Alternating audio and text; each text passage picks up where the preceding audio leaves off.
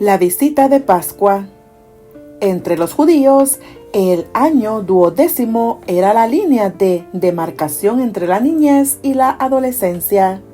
Al cumplir ese año, el niño hebreo era llamado hijo de la ley y también hijo de Dios. Se le daban oportunidades especiales para instruirse en la religión y se esperaba que participase en sus fiestas y ritos sagrados.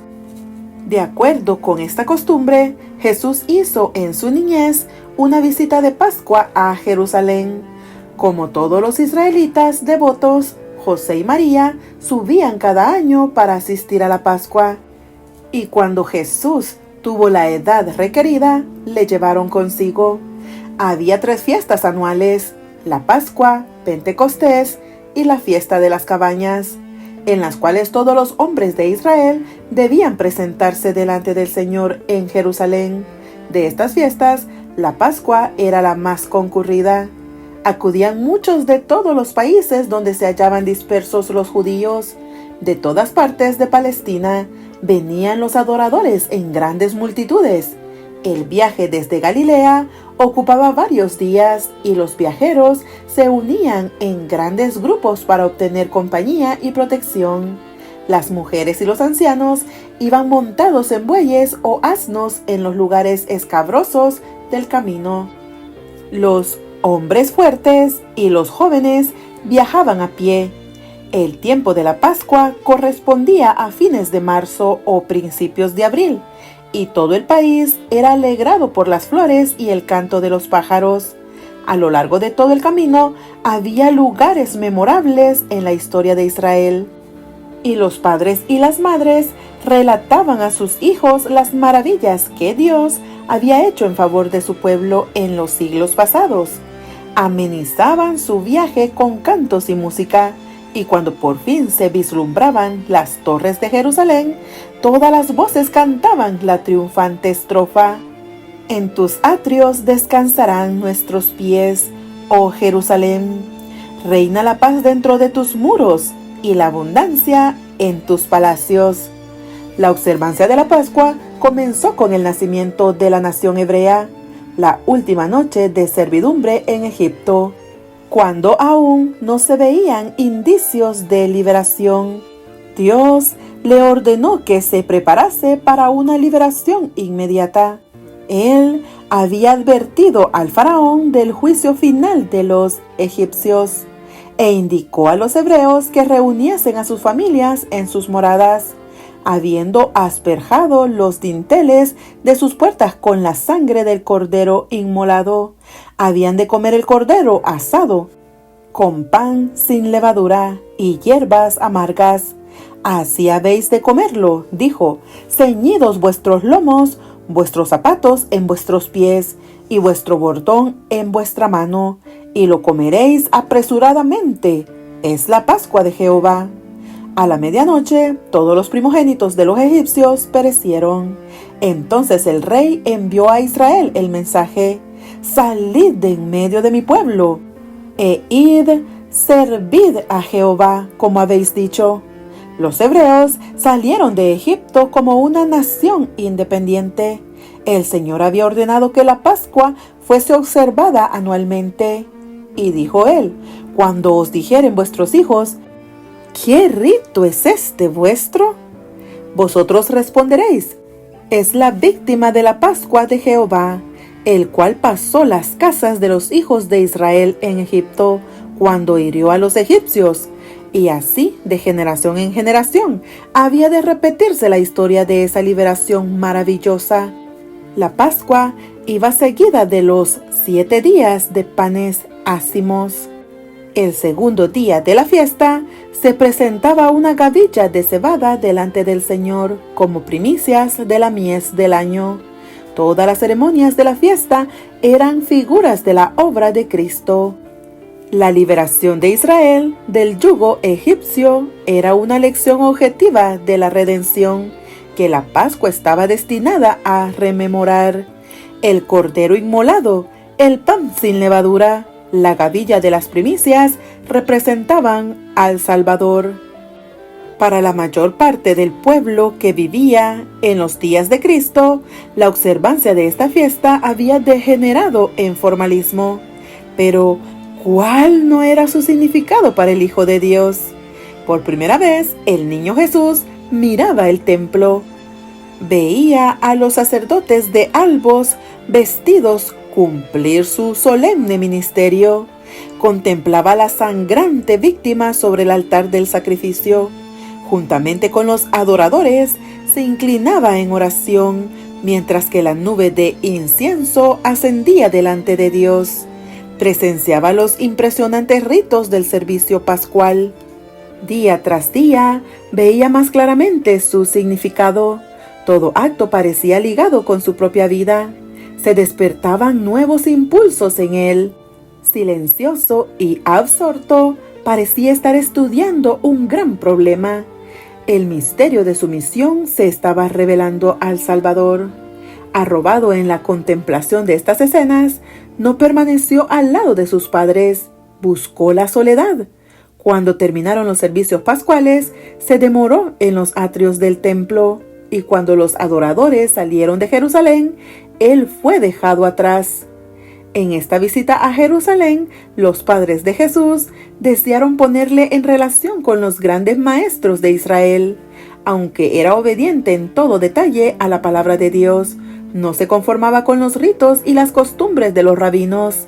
José y María esperaban que se le pudiese inducir a reverenciar a esos sabios y a prestar más diligente atención a sus requerimientos. Pero en el templo, Jesús había sido enseñado por Dios y empezó enseguida a impartir lo que había recibido. En aquel tiempo, una dependencia del templo servía de local para una escuela sagrada, semejante a las escuelas de los profetas. Allí, rabinos eminentes se reunían con sus alumnos, y allí se dirigió el niño Jesús. Sentándose a los pies de aquellos hombres graves y sabios, escuchaba sus enseñanzas. Como quien busca sabiduría, interrogaba a esos maestros acerca de las profecías y de los acontecimientos que entonces ocurrían y señalaban el advenimiento del Mesías. Jesús se presentó como quien tiene sed del conocimiento de Dios. Sus preguntas sugerían verdades profundas que habían quedado oscurecidas desde hacía mucho tiempo y que, sin embargo, eran vitales para la salvación de las almas.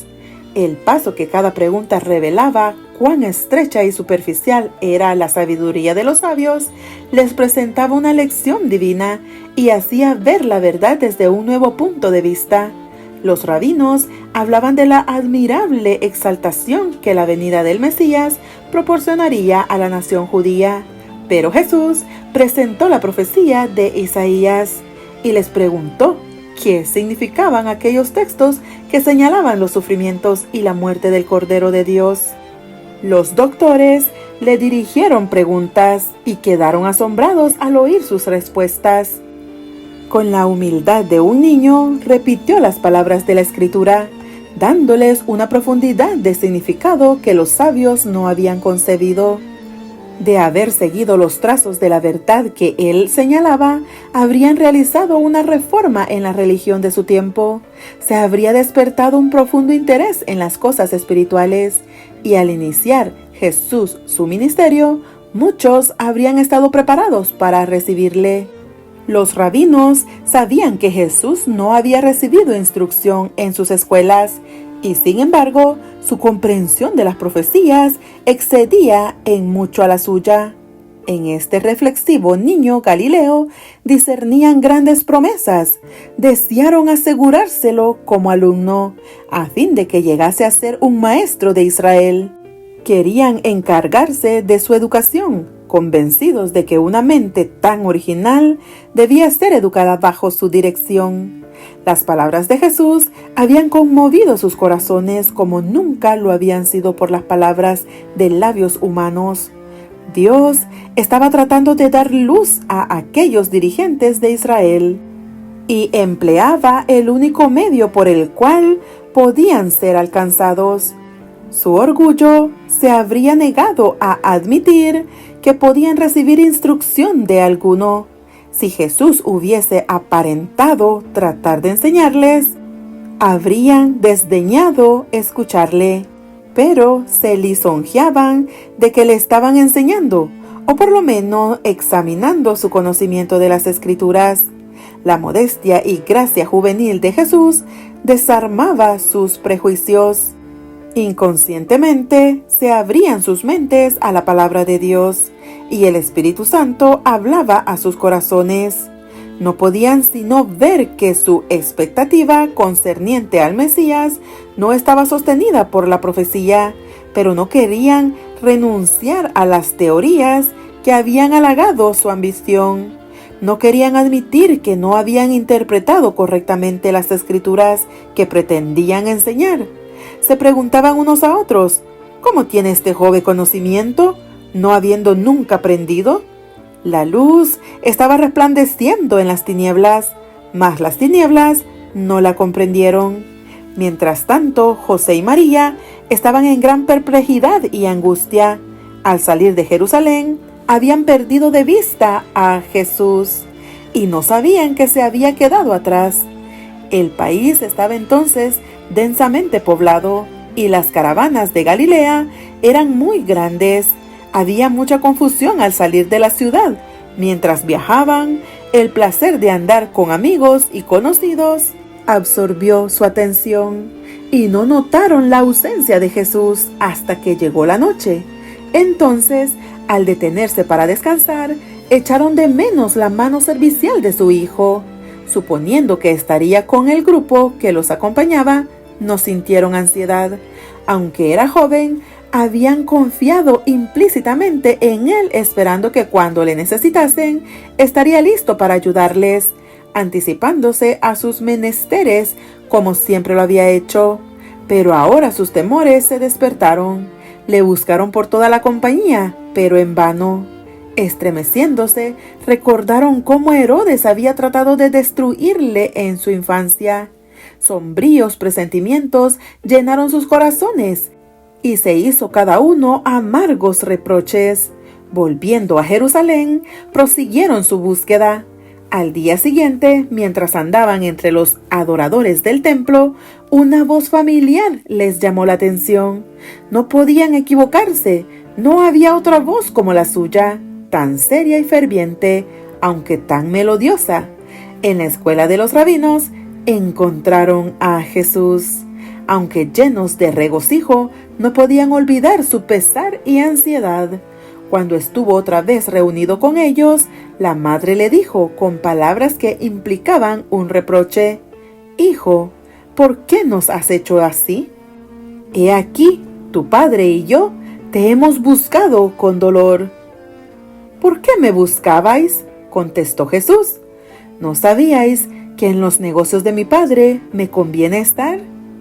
Y como no parecían comprender sus palabras, él señaló hacia arriba. En su rostro había una luz que los admiraba. La divinidad fulguraba a través de la humanidad. Al hallarle en el templo, habían escuchado lo que sucedía entre él y los rabinos, y se habían asombrado de sus preguntas y respuestas. Sus palabras despertaron en ellos pensamientos que nunca habrían de olvidarse, y la pregunta que les dirigiera encerraba una lección. «¿No sabíais?», les dijo, «que en los negocios de mi padre me conviene estar?». Jesús estaba empeñado en la obra que había venido a hacer en el mundo, pero José y María había descuidado la suya. Dios les había conferido mucha honra al confiarles a su hijo. Los santos ángeles habían dirigido los pasos de José a fin de conservar la vida de Jesús. Pero durante un día entero habían perdido de vista a aquel que no debían haber olvidado un momento. Y al quedar aliviada su ansiedad, no se habían censurado a sí mismos, sino que le habían echado la culpa a él. Era natural que los padres de Jesús le considerasen como su propio hijo. Él estaba diariamente con ellos. En muchos respectos, su vida era igual a la de otros niños. y les era difícil comprender que era el Hijo de Dios. Corrían el peligro de no apreciar la bendición que se les concedía con la presencia del Redentor del mundo. El pesar de verse separados de Él y el suave reproche que sus palabras implicaban estaban destinados a hacerles ver el carácter sagrado de su cometido. En la respuesta que dio a su madre, Jesús demostró por primera vez que comprendía su relación con Dios. Antes de su nacimiento, el ángel había dicho a María: «Este será grande y será llamado Hijo del Altísimo, y le dará el Señor Dios el trono de David su padre, y reinará en la casa de Jacob por siempre». María había ponderado estas palabras en su corazón. Sin embargo, aunque creía que su hijo había de ser el Mesías de Israel, no comprendía su misión. En esta ocasión, no entendió sus palabras, pero sabía que había negado que fuera hijo de José y se había declarado hijo de Dios. Jesús no ignoraba su relación con sus padres terrenales. Desde Jerusalén volvió a casa con ellos y les ayudó en su vida de trabajo. Ocultó en su corazón el misterio de su misión, esperando sumiso el momento señalado en que debía emprender su labor. Durante 18 años después de haber aseverado ser hijo de Dios, reconoció el vínculo que le unía a la familia de Nazaret y cumplió los deberes de hijo, hermano, amigo y ciudadano. Al revelársele a Jesús su misión en el templo, rehuyó el contacto de la multitud. Deseaba volver tranquilamente de Jerusalén con aquellos que conocían el secreto de su vida. Mediante el servicio pascual, Dios estaba tratando de apartar a sus hijos de sus congojas mundanales y recordarles la obra admirable que Él realizara al liberarlos de Egipto. Él deseaba que viesen en esta obra una promesa de la liberación del pecado, así como la sangre del Cordero inmolado protegió los hogares de Israel. La sangre de Cristo había de salvar sus almas, pero podían ser salvos por Cristo únicamente en la medida en que por la fe se apropiaban la vida de Él. No había virtud en el servicio simbólico, sino en la medida en que dirigía a los adoradores hacia Cristo como su Salvador personal. Dios deseaba que fuesen inducidos a estudiar y meditar con oración acerca de la misión de Cristo, pero con demasiada frecuencia, cuando las muchedumbres abandonaban a Jerusalén, la excitación del viaje y el trato social absorbían su atención y se olvidaban del servicio que habían presenciado. El Salvador no sentía atracción por esas compañías. Jesús esperaba dirigir la atención de José y María a las profecías referentes a un Salvador que había de sufrir mientras volviese solo con ellos a Jerusalén. En el Calvario trató de aliviar la pena de su madre. En estos momentos también pensaba en ella. María había de presenciar su última agonía y Jesús deseaba que ella comprendiese su misión a fin de que fuese fortalecida para soportar la prueba cuando la espada atravesara su alma. Así como Jesús había estado separado de ella y ella le había buscado con pesar 3 días cuando fuese ofrecido por los pecados del mundo, lo volvería a perder 3 días. Y cuando saliese de la tumba, su pesar se volvería a tornar en gozo.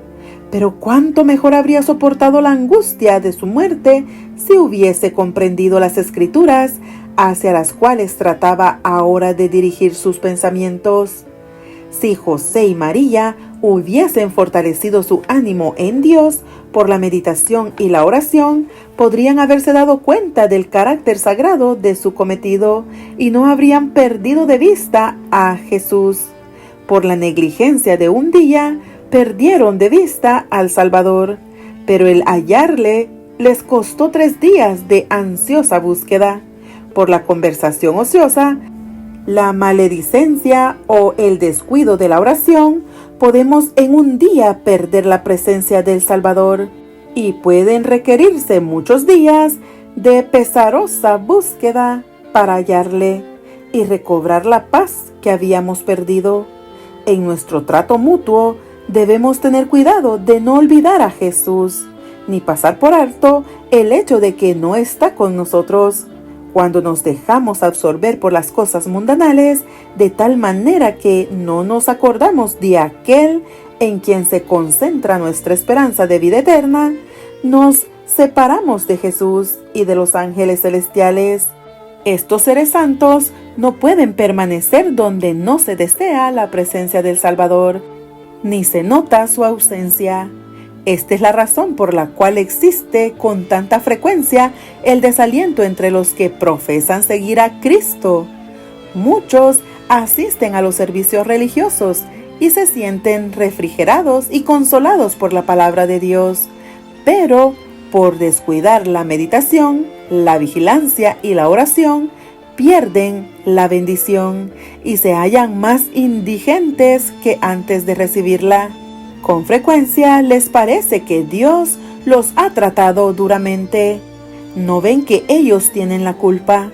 Al separarse de Jesús, se han privado de la luz de su presencia. Sería bueno que cada día dedicásemos una hora de reflexión a la contemplación de la vida de Cristo. Debiéramos tomarla punto por punto y dejar que la imaginación se posesione de cada escena, especialmente de las finales. Y mientras nos espaciemos así en su gran sacrificio por nosotros, nuestra confianza en Él será más constante, se reavivará nuestro amor y quedaremos más imbuidos de su espíritu. Si queremos ser salvos al fin, debemos aprender la lección de penitencia y humillación al pie de la cruz. Mientras nos asociamos unos con otros, podemos ser una bendición mutua. Si pertenecemos a Cristo, nuestros pensamientos más dulces se referirán a Él. Nos deleitaremos en hablar de Él, y mientras hablamos unos a otros de su amor, nuestros corazones serán enternecidos por las influencias divinas. Contemplando la belleza de su carácter, seremos transformados de gloria en gloria en la misma semejanza.